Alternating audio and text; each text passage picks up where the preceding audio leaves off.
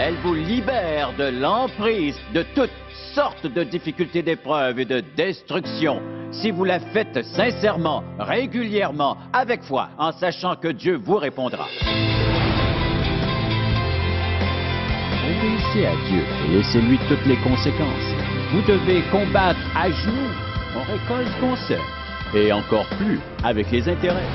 Nous sommes plus grands et plus forts à genoux. Dieu peut remuer ciel et terre pour nous indiquer sa volonté. Si les gens vous demandent de prier pour eux, comment réagissez-vous? Voulez-vous connaître l'objet de leur requête envers Dieu? Si c'est le cas, ils tourneront peut-être un peu autour du pot et hésiteront. Ils n'oseront pas le faire lorsqu'il s'agit d'un sujet très personnel. Alors, comment allez-vous prier pour quelqu'un sans même connaître sa requête? Ou ils vous diront, s'il vous plaît, priez pour mon fils, priez pour ma fille, pour mon mari ou pour mon épouse, ou pour mon grand ami. Comment prier pour eux? On pourrait penser que tout le monde ou presque sait comment prier, mais ce n'est pas nécessairement le cas, comme on peut le voir au 11e chapitre de Luc. Les disciples avaient observé Jésus prier et ils voulaient apprendre de lui. Commençons notre lecture au début du chapitre où on peut lire que Jésus priait un jour en un certain lieu. Lorsqu'il eut achevé, un de ses disciples lui dit, « Seigneur, enseigne-nous à prier, comme Jean l'a enseigné à ses disciples. » Ils avaient peut-être entendu les disciples prier ou ils savaient que Jean leur avait enseigné comment faire. Savoir prier ne vient donc pas instantanément en même temps qu'on devient chrétien. Et à part cela, que demande-t-on à Dieu? Je vous encourage à écouter attentivement ce message car il est excessivement important. J'aimerais vous proposer aujourd'hui une prière. Je puis vous garantir ces 3 choses si vous faites cette prière avec foi et à intervalles réguliers. Premièrement, elle vous servira d'outil très efficace au service des autres. Elle produira un impact dans la vie des autres. Deuxièmement, c'est le désir de Dieu. Cette prière est selon sa volonté. Et troisièmement, à la fin de votre prière, vous n'aurez pas à dire comme beaucoup de gens le font, Seigneur, si c'est ta volonté. Les gens incluent parfois cette formule afin de donner à Dieu une petite porte de sortie au cas où il ne l'exaucerait pas. S'il ne répond pas, ce n'est pas sa volonté. Il n'a pas l'air trop fou et nous non plus. Ne vous inquiétez pas pour Dieu. Il ne se préoccupe pas tellement de sa réputation. Mais nous devons bien comprendre qu'il s'agit d'une prière précise et qu'en plus, elle peut s'appliquer à tous et chacun.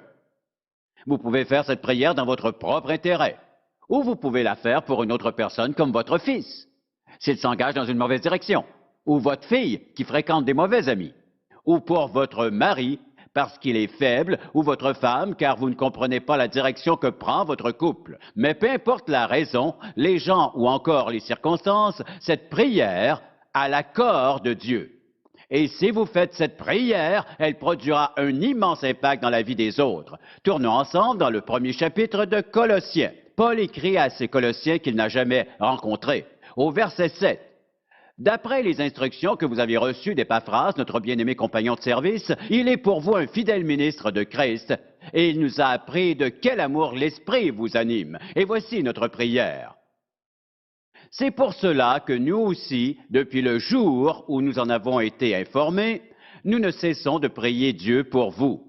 Nous demandons que vous soyez remplis de la connaissance de sa volonté en toute sagesse et intelligence spirituelle, pour marcher d'une manière digne du Seigneur et lui être entièrement agréable, portant des fruits en toutes sortes de bonnes œuvres et croissant par la connaissance de Dieu, fortifié à tous égards par sa puissance glorieuse, en sorte que vous soyez toujours et avec joie persévérants et patients. Rendez grâce au Père qui vous a rendu capable d'avoir part à l'héritage des saints dans la lumière. Il nous a délivrés de la puissance des ténèbres et nous a transportés dans le royaume de son Fils bien-aimé, en qui nous avons la rédemption, le pardon des péchés. Ce passage est en réalité très simple à comprendre. Nous pouvons ainsi nous rappeler chaque bride de cette prière. Or, remarquons d'abord ceci. Cette prière est déjà complète ici et en dégageant la structure, nous verrons à quel point elle est simple, mais en même temps profonde. Elle vient de Dieu. Notre message s'intitule « Une prière qui transforme les vies », car elle peut vous libérer de l'emprise de toutes sortes de difficultés, d'épreuves et de destruction. Si vous la faites sincèrement, régulièrement, avec foi, en sachant que Dieu vous répondra, quel est le contenu de cette prière? On remarque une première requête au verset 9. C'est pour cela que nous aussi, depuis le jour où nous en avons été informés, nous ne cessons de prier Dieu pour vous. Nous demandons que vous soyez remplis de la connaissance de sa volonté en toute sagesse et intelligence spirituelle. Ainsi, la volonté de Dieu. Et que chaque homme connaisse cette volonté. Et le but de cette première requête est de savoir comment Dieu veut diriger la vie d'une autre personne. Pour que cette personne ait un sens de direction, quel est le but de Dieu? Quel est son plan pour cette vie? Et comme nous l'avons dit au début, vous pouvez la faire pour vous-même. Dieu y répondra tout autant que si vous la faites pour quelqu'un d'autre, car cette prière est efficace pour n'importe qui. Revoyons donc ce passage. Que vous soyez remplis de la connaissance de sa volonté en toute sagesse et intelligence spirituelle. Mais en quoi consiste une sagesse spirituelle? Il s'agit simplement de voir la vie que nous vivons selon la perspective de Dieu et non celle du monde, selon le point de vue de Dieu, et ensuite de diriger notre vie sur cette base. Quelle est la volonté de Dieu? Quel est son point de vue? Que veut-il faire dans la vie de cette personne et d'opérer à partir de cette base? Passons maintenant à l'intelligence spirituelle. Il s'agit de comprendre toutes choses selon le point de vue de Dieu. De voir, d'entendre et de percevoir les choses comme elles sont, et non ce qu'elles paraissent être.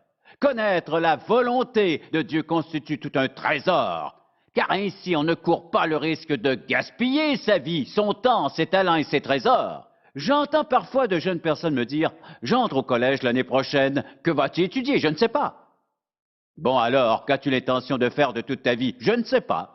Je pense que si c'était ma fille ou ma fille, je lui dirais ce qui suit. Quand tu auras prié pour trouver au moins un sens de direction, je paierai la facture. Mais sinon, tu devras essayer de t'en sortir par tes propres moyens. Je n'enverrai pas quelqu'un à l'université pour étudier toutes sortes de choses qui ne lui serviront strictement à rien pour la plupart. Et si on compte la somme d'argent faramineuse pour l'envoyer dans ces établissements, je devrais l'envoyer là-bas sans aucun sens de direction.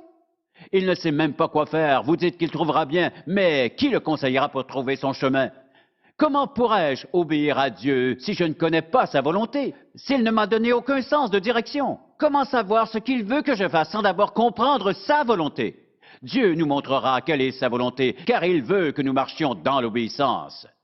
Voilà donc la pierre d'assise, le fondement de cette prière, un sens de direction de Dieu. Comment Dieu veut-il que je passe ma vie ou comment veut-il que cette personne passe sa vie? Voilà donc en quoi consiste cette première partie. Voyons maintenant la deuxième partie. Il est écrit en toute sagesse et intelligence spirituelle pour marcher d'une manière digne du Seigneur et lui être entièrement agréable. Quel est notre deuxièmement? Que nous marchions d'une manière digne du Seigneur, ce qui signifie simplement que lorsque vous et moi, nous nous déclarons chrétiens et que nous prétendons être disciples de Jésus, et que c'est vrai, nous devons alors marcher d'une manière digne de lui. Nous devons donc marcher de manière à obéir à sa loi. Je dois donc marcher de manière à ce que toutes mes conversations, ma conduite et mon caractère soient conséquents avec la personne de Jésus-Christ. Marcher d'une manière digne de son saint nom, de façon à ce que quiconque vous connaisse, le connaisse. Pas sous forme physique, mais qu'il sache qui il était et qui il est, par votre caractère et par qui vous êtes vraiment, et non ce que vous paraissez être. Votre caractère, votre conversation, votre conduite ne devrait contenir aucune inconséquence. Si vous avez été sauvé par la grâce de Dieu et que Jésus-Christ habite en vous par son Saint-Esprit, lorsque vous commettez un péché, vous le savez, n'est-ce pas?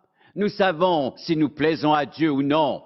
Vous pensez peut-être, mais comment savoir au juste comment plaire à Dieu? Je ne sais pas tout ce qu'il veut que je fasse. L'avez-vous demandé? Car si nous lui désobéissons, son Saint-Esprit nous le fera savoir. Et quand nous lui obéissons, nous pouvons ressentir l'approbation de l'Esprit. La question n'est pas tant de savoir si je vais lui plaire ou non, si je dois faire ceci ou cela. Lorsque vous comprenez la volonté de Dieu, vous vous efforcez de vivre pieusement. Qu'est-ce qu'une vie de piété? C'est une vie modelée selon la vie de Jésus. Doit-elle être sans péché? Non. Ou doit-elle être parfaite? Non. Le but d'une vie de piété n'est pas d'être sans péché ou d'être parfait, mais de suivre notre Seigneur. Que veut-il que je fasse aujourd'hui? Que veut-il que vous fassiez? Et ensuite, nous trouvons la troisième requête de cette prière pour marcher d'une manière digne du Seigneur et lui être entièrement agréable, portant des fruits en toutes sortes de bonnes œuvres. Portant des fruits en toutes sortes de bonnes œuvres. Quelle est la requête de ce verset? Cette requête peut s'exprimer simplement ainsi, que notre vie compte pour quelque chose, que la vie de cette personne compte pour quelque chose et qu'elle produise un impact dans la vie des autres. Que la vie de chaque chrétien exerce une influence. Chaque père ou chaque mère devrait influencer la vie de leurs enfants ou de leurs petits-enfants. Je parle d'un impact durable afin qu'ils se rappellent ce qu'ils ont vu, qu'ils se rappellent leur conversation avec vous, de votre conduite devant eux et votre caractère, que tout cela produise une énorme différence dans leur vie. Lorsqu'un de mes petits-fils est né, ses parents l'ont amené chez moi, ils sont restés à la maison pendant quelques semaines. Je l'ai pris dans mes bras et je suis monté dans mon bureau. Nous sommes restés là pendant 1 heure. Je l'ai présenté au Seigneur et j'ai prié pour lui en demandant à Dieu de lui donner une direction. Je dois bien avoir prié ainsi pendant environ 1 heure entière. Je n'avais aucune requête précise. Seigneur, travaille dans sa vie. Et maintenant, j'observe Dieu parce que je suis certain que Dieu répondra à cette prière. J'aimerais parfois prendre tous les petits bébés dans mes bras et les tenir pendant environ 1 heure afin de simplement prier pour eux. Dieu répondra-t-il à cette prière? Oui, parce qu'il est un Dieu rempli d'amour, parce qu'il tient parole, parce qu'il est un Dieu puissant et merveilleux qui donne de bonnes choses à ses enfants et qui veut que notre vie produise un impact. Or, si nous continuons à lire, en toute intelligence spirituelle, pour marcher d'une manière digne du Seigneur et lui être entièrement agréable, portant des fruits en toutes sortes, de bonnes œuvres et croissant par la connaissance de Dieu. Cette requête reflète ce que devrait être le désir le plus intense et prioritaire de notre vie, à savoir connaître Dieu. Priez pour que ce fils ou cette fille connaisse le Seigneur. Je m'adresse spécifiquement à vous, parents et grands-parents. Si vous pensez qu'il suffit de dire à vos enfants ou vos petits-enfants « Va lire ta Bible », vous vous bercez d'illusions. Ils doivent vous voir. Vous ont-ils déjà vu lire votre Bible? Oh, ils savent que je vais à l'église, ça n'a aucun rapport. Vous ont-ils vu ouvrir la parole de Dieu? Et vous ont-ils entendu lire la parole de Dieu à haute voix? Vous ont-ils entendu parler du Seigneur? Vous ont-ils vu faire d'une façon ou d'une autre quelque chose qui indiquerait, selon toute évidence, que vous obéissez peut-être à Dieu ou que vous avez appris quelque chose de lui parce que vous remarquez ce qui est écrit? Et croissant par la connaissance de Dieu, cela signifie que vous apprenez quelque chose de Dieu et que votre vie est transformée par cette connaissance. Et si quelqu'un vous demande « Je veux grandir dans le Seigneur », dites-moi comment grandir dans le Seigneur. Beaucoup de gens répondraient « Vous devez aller à l'église », mais on peut aller à l'église sans grandir. Le fait de s'asseoir dans un banc ne fera pas de vous une personne pieuse. Vous pouvez même vous acheter une Bible. Dans la version français courant, Louis II, du Semeur, Colombe, Genève ou une autre. Vous savez quoi? Si vous ne l'ouvrez pas pour la lire, vous n'en tirerez absolument rien. Or, ce cuir est de bonne qualité, mais qu'importe. La question n'est pas de savoir si vous avez une belle Bible, mais de bien savoir si vous voulez la salir. Parce que vous savez, la plupart du temps, je n'ai pas besoin d'être Dieu pour savoir si quelqu'un lit sa Bible ou non, je ne veux pas vous faire peur. Mais parfois, un membre de l'Église s'approche de moi et me demande « Voulez-vous signer ma Bible? Je peux savoir s'il l'a lu ou pas. » Car parfois, les pages ne sont même pas séparées. C'est assez révélateur, n'est-ce pas? Je sais maintenant que certains d'entre vous ne me montreront jamais leur Bible. Pourtant, plus une Bible est sale, plus vous devriez être pur et sans tache dans votre cœur devant le Dieu Tout-Puissant. Revenons à nos moutons. Que répondre si on nous demande « Comment puis-je grandir ?» Premièrement, en étudiant la Bible. C'est ainsi que vous apprendrez, car après tout, quel est votre but? Vous voulez mieux comprendre les voies de Dieu, comment il pense, comment il opère. Quelles sont ses promesses? Qu'arrive-t-il lorsqu'on lui obéit? Qu'arrive-t-il lorsqu'on lui désobéit? Pourquoi fait-il ceci? Ne fait-il pas cela? Car apprendre les voies de Dieu est, selon moi, une des expériences les plus excitantes. Premièrement, donc, étudier la parole de Dieu. Deuxièmement, appliquer ce qu'on apprend. L'étude théorique est une chose, l'application pratique une autre. Venez-vous à l'église sans désirer que votre vie soit transformée? Venez-vous à l'église sans apporter de Bible, du papier, un crayon pour prendre des notes? Vous contentez-vous d'un seulement merci avant de sortir? Vous dites au pasteur quel sermon fantastique, s'il vous plaît, pas ça. Et en sortant de l'église, vous dites au pasteur à quel point vous avez aimé le sermon qu'il a fait. Je vous garantis que s'il vous demande 1 heure plus tard ce qu'il a dit, vous serez bien embêté. Pasteur, c'était un sermon fantastique, c'est vrai, mais vous ne vous rappelez de rien. Pas un mot. De temps à autre, il m'arrive de demander aux gens qui me disent, pasteur, quel sermon fantastique. Je vous préviens, si vous me dites ça, attendez-vous à cette réponse. Bien, qu'avez-vous retenu? C'est la parole de Dieu. Si Dieu apparaissait ici pour la lire en langage audible, cela reviendrait au même. C'est la parole de Dieu. Alors, si quelqu'un demande comment grandir, il s'agit d'abord d'étudier la parole de Dieu et ensuite de l'appliquer dans sa vie. Vous ne savez pas comment faire. Rappelez-vous, le Saint-Esprit est votre enseignant et il habite à l'intérieur de vous et il vous enseignera la vérité. Troisièmement, vous pouvez observer les conséquences. Car si vous n'observez les conséquences de l'obéissance, vous n'apprendrez pas les voies de Dieu, parce que nous pouvons tous commettre une erreur. Alors, si Dieu me dit de faire quelque chose et que je le fais, je peux conclure, lorsque j'obéis à Dieu, il se passe ceci. Inversement, s'il me dit de faire cela et qu'en toute connaissance de cause je décide de faire autre chose, je puis donc observer les conséquences et me dire que ce n'était pas très brillant comme idée. Assumons les conséquences. Mais dans la société dans laquelle on vit, on ne veut pas entendre parler des conséquences. Alors on propage l'immoralité et un mode de vie rebelle à Dieu en évitant de parler des conséquences. Or, toute action, bonne ou mauvaise, engendre des conséquences. Si je peux aider quelqu'un à grandir dans le Seigneur, je dois lui dire comment. Il doit d'abord étudier la parole de Dieu, ensuite l'appliquer dans sa propre vie et observer les conséquences. Absolument essentiel. Revenons à notre passage biblique. Premièrement, priez que Dieu fasse connaître sa volonté. Rempli de la connaissance de sa volonté, marchant d'une manière digne de lui, portant des fruits et croissant dans notre connaissance en lui. Ensuite, nous avons fortifié à tous égards par sa puissance glorieuse, en sorte que vous soyez toujours et avec joie persévérants et patient. Le mot-clé de ce passage est fortifié. Dieu nous fortifie. Qu'apprenons-nous de neuf dans cette phrase? Simplement ceci.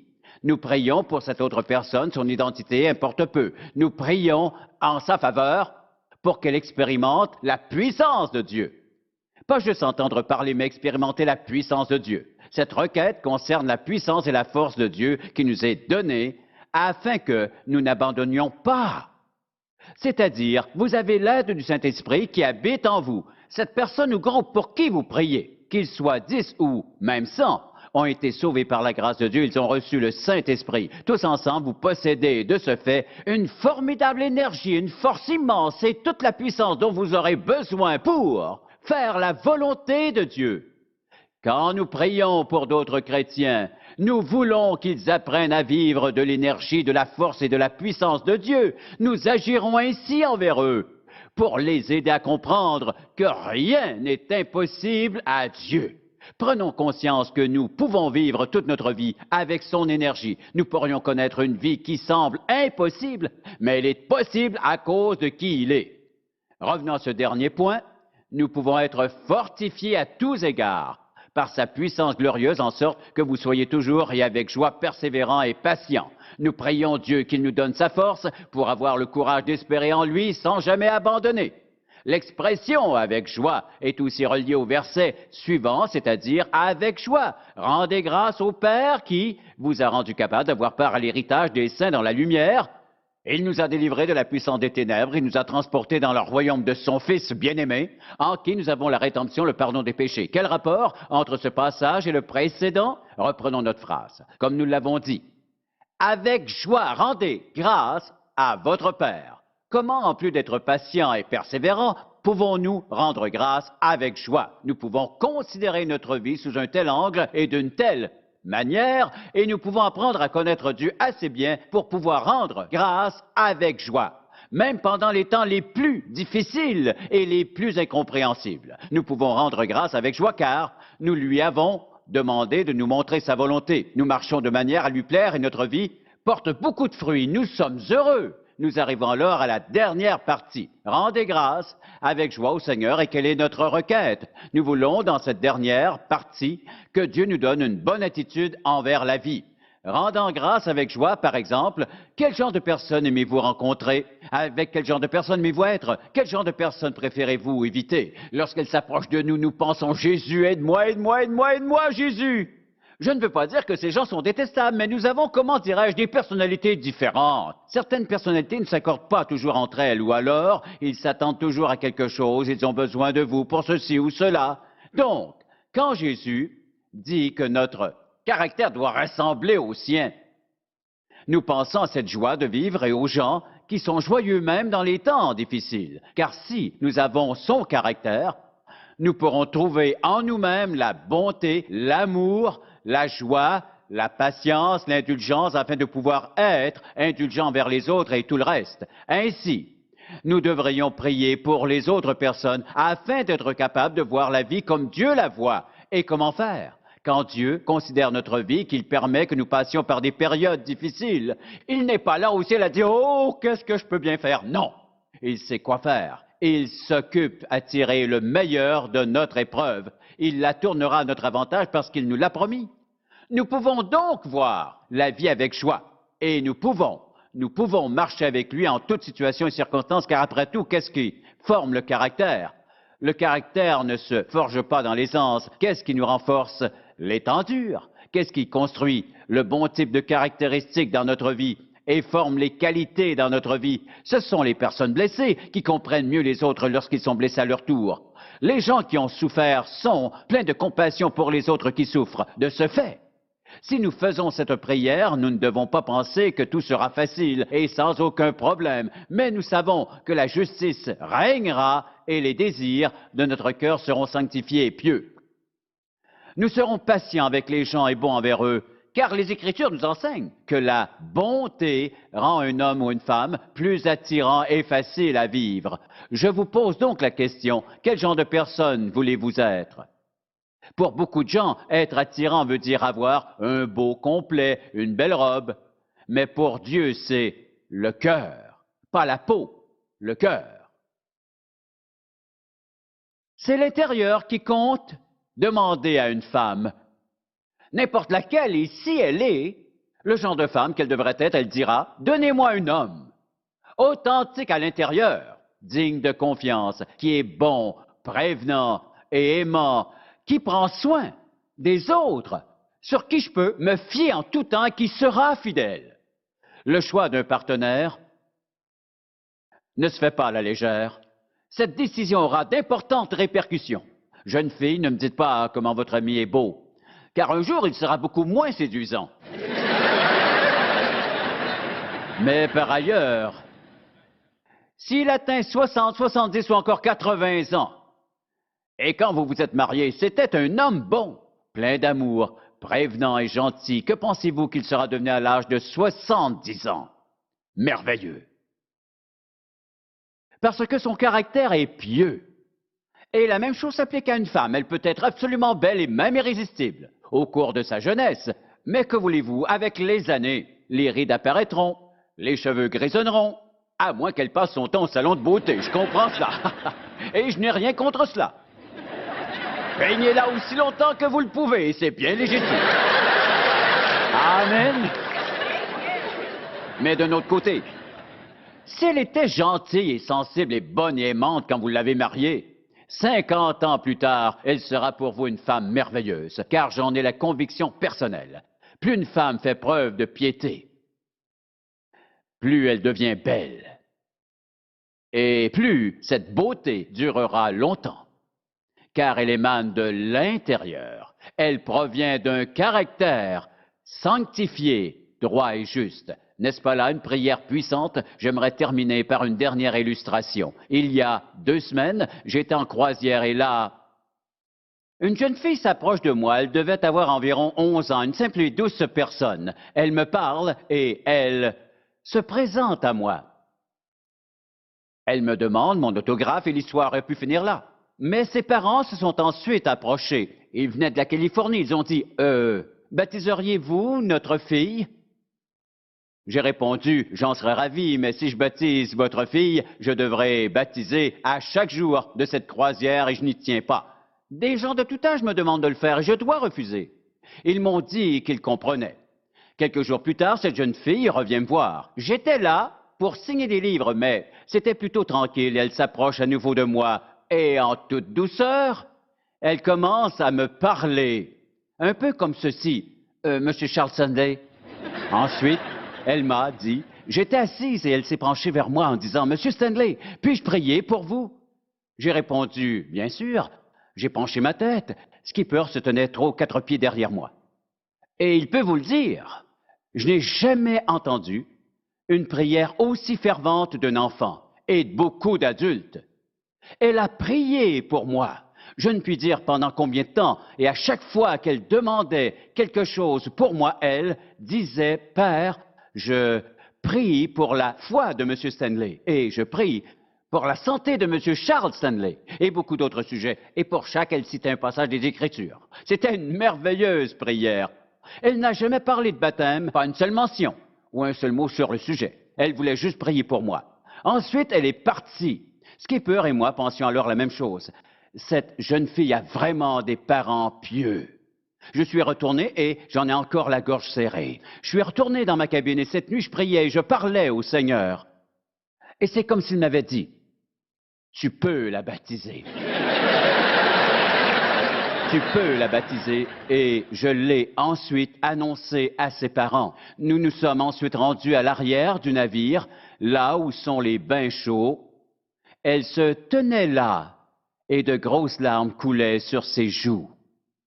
Je lui ai rappelé le déroulement de la cérémonie et je l'ai baptisée. Quand elle a refait surface, elle pleurait encore. Nous avons eu une bonne petite réception pour souligner l'occasion.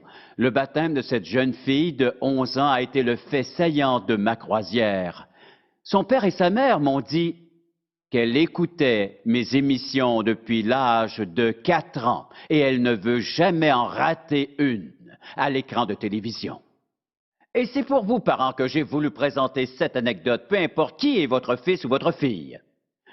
Ses parents ont créé une atmosphère qui l'a motivé à vouloir entendre la vérité de la Bible.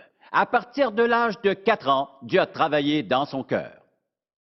Maintenant, à 11 ans, elle jouit d'une vie intense de prière, d'un amour pour Dieu, pour son Seigneur Jésus-Christ et pour la parole de Dieu.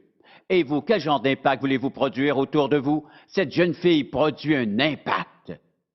Je puis vous dire qu'elle a produit un impact qui m'est allé droit au cœur.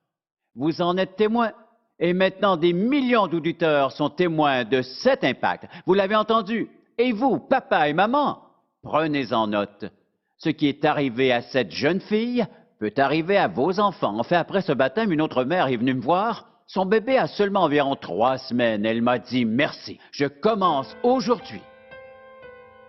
Voilà une prière qu'on peut faire pour n'importe qui, peu importe qui ils sont ou leurs circonstances de vie. Mais rappelez-vous, le plus important, faites cette prière régulièrement. Et croyez que Dieu a entendu la prière que vous lui faites. Pour obtenir plus d'informations sur les ministères en contact ou pour savoir comment entretenir une relation personnelle avec Jésus-Christ, composez notre numéro de téléphone ou écrivez-nous en utilisant l'adresse sur votre écran. En contact avec Charles Stanley a été réalisé par la grâce de Dieu et la fidélité de nos partenaires de ministère à travers le monde.